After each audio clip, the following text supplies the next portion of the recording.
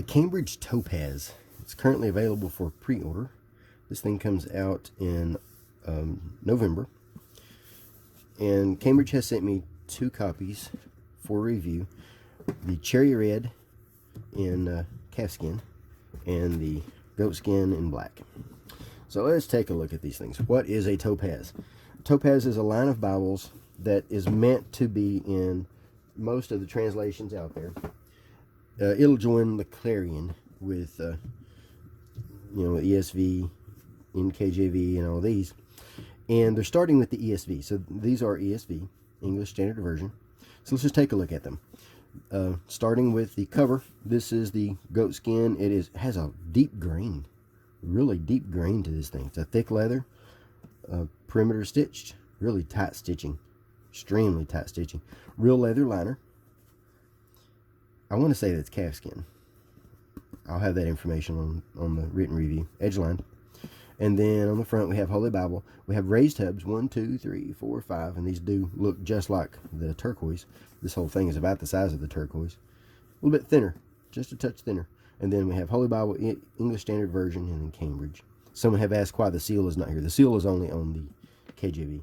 Then we have 3/8 inch ribbons. These have a touch of an orange look to them, to my eye. Silky ribbons, satin actually. They're satin ribbons, double-sided, and then cut at an angle. So there's that one. And then the cherry red is gorgeous. Has the same kind of grain that you would see on the Clarion, and that you would also see on the Schuyler Quintel. This one has a little bit more yap than that one does. They both have a touch of a yap, but this one has just a little bit more. A little bit larger yap. Smooth, a little bit stiffer because it's paste down liner. And then we have rib indications, but they're not raised. Just a touch, just barely raised, just enough to see. And then this one has 1/4 inch ribbons. These are actually a little bit more burgundy or a wine color rather than the slightly oranger color there. So let's look here. This one, black goatskin, will lay open.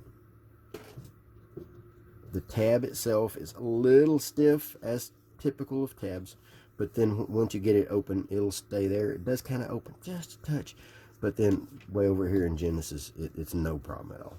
And once you use it enough, it will stay open on its own. That's not a problem. And then the cherry calfskin, close to the same, paste down so you don't have that stiffer leather there. The tab.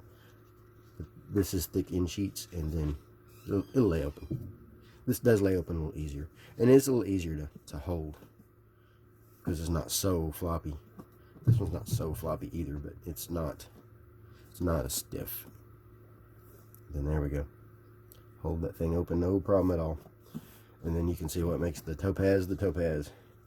It is a verse by verse ESV with references on the outer margin. 28 GSM paper. This is the Endopaque paper. They mentioned in the interview that I had with them at the Christian Product Expo that has titanium. What that means is it's a pigment that's added to the paper to give it opacity. If you've ever watched Bob Ross, he's talking about titanium white. Just add a little bit of titanium white. Just make a little happy cloud right there. That's what he's talking about. And also I had mentioned about the new money feel on Endopaque. This does not have it at all. There's no new money feel to this at all. I can grab that paper and turn it, no trouble. Easy to grab and turn. So let's look at what we have in the front. We have a few thick end sheets to help add structure. We have presentation page, but instead of presenting, it's your own personal title page. Family records. These are the thicker end sheet, but they're non-glossy. And then we have children, marriages, grandchildren, and deaths. And as typical of the Cambridge presentation pages, family pages, the deaths are in black and the rest are in blue. So let's get into this thing. Designed by 2K Denmark. Some of the best designers out there, in my opinion. Printed by Royal Youngblood in the Netherlands. And the paper is that Cannot pronounce that, but this is the end-opaque paper. It's from France. Milled in France. 28 GSM, but it doesn't feel like 28 GSM really, not to me. It feels a little bit thicker than that. So we have 10-point font with references in the outer margin, and then we have red highlights for the chapter numbers and the verse numbers. And then over here in the references we have chapter number, the word chapter and its number in red. And then those for the left column are at the top, those for the right column are at the bottom, and they're separated by a line, and they're separated by lines from the text. And then down at the bottom in the footer we have the footnotes, which are also separated by a line. The footnotes are larger print than the references. This is about a 6-point font. That's probably about a 7-point font, just guessing. But and then 10-point font here. It's a nice font. I like the look of that font. Nice and clean, easy to read. About 7 to 8 words per line, around 7. And it does have the reference keys in the text, but they're so small that they're just easy to ignore. No trouble at all ignoring these. And then the section headings are in black, in bold, in all caps. And then across the top we have the book name, chapter numbers, and then it's close to the outer margin, over the outer margin. And then we have page number here. This one does not have any type of poetic setting or indented letters or anything like that. Nothing like that. The reason for putting the references on the outside is so that when you are preaching, and this is designed for preaching, this is meant to be a preaching Bible, all of the text is together. You don't have to read over something else, read over another column of something to get to the text. Text is together, and then all the other stuff is around it. It's all secondary stuff around it. And this does leave a lot of space for notes if you wanted to write notes. It's a lot of space there for notes. Some of them don't have much at all, and then some of them have a lot. Each book starts on a new page, so that gives you some note space there. It's line matched, which means that every line is printed on the same location on the page as the line on the other side, so that improves readability. Paper has a little bit of an eggshell color, which I like. I prefer that to bright white. And then there's the ribbons. Looks really nice. The book names start in the outer corner, whichever. If they start on this side, they're over here, and if they start on that side, they're over there. Like that. This is a red letter edition. It's a nice dark red. I like that red. One of my favorite reds. Really nice. So it's not a bright red. Almost a touch of a brown tone, just a little bit. If there is any variation at all, it's so minor, it's you'd have to look for it. The red does go all the way through Revelation, as a red letter's supposed to do. There we are in Revelation. Red doesn't show up so well on the camera. We have tables, weights, and measures. And then we have our concordance. Now this is a large concordance. Same concordance as what you find in the Clarion. 3,000 word entries, 14,000 scripture references. And there's our entries. Really good concordance. 99 pages. And then back to the references, these are the same references that you find in the Clarion. They're actually the same size as the Clarion. We'll do some comparisons in the next video. This video, we'll just do an overview. In the next video, we'll look at comparing. And then 15 maps with a map index. Now the map index is on the same paper as the maps, which is, I would call that a semi-gloss paper. Thick paper, but maybe a semi-gloss. And this index is color-coded, which I like a lot, because that helps you find things like, well, black for settlements, red for political, green for physical land, blue for physical water, purple for travel, and orange for Jerusalem. Then there's our maps. These are bright, really bright colors. They include routes, passes, mountains, major routes, settlements, distance, of course. And then it gives you the grid so that you can find what you're looking for.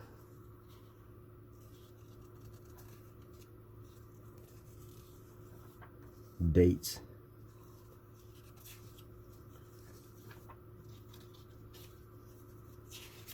Boundaries. Events. And here's a look at the Topaz. The goat skin is exactly the same internally. Identical.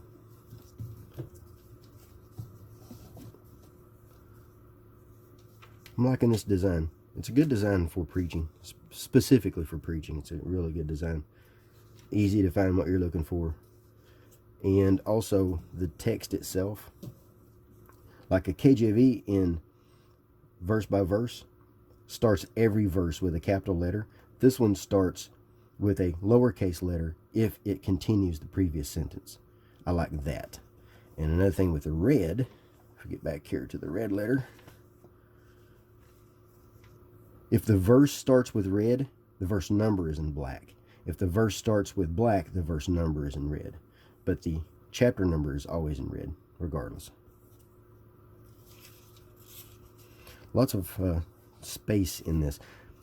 Good amount of what they call leading, the space between the lines.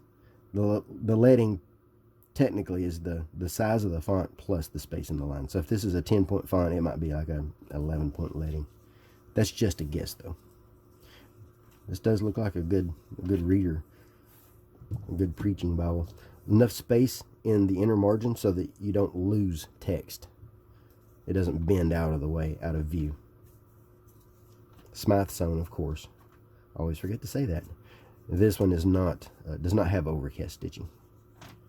So let's weigh them with my new fancy little scale.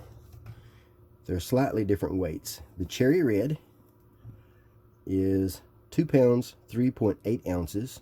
So calf skin, 2 pounds 3.8 ounces.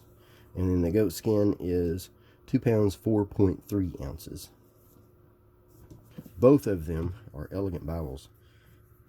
Well, let's see, let's measure. The cherry red is 9 3/4 by 6 and close to 6 3/4. I'll have the exact measurements on Bible Buying Guide. And let's see, 1 and a little over 1 1/4. Let's get it on the spine. It's a little bit different depending on where you measure. Spine's always wider. 1 1/4, close to 1 1/4, right at 1 1/4, in that range. And then the goat skin, 6 and 1, 2, 3, 4, 6 5/8, and 9 7/8.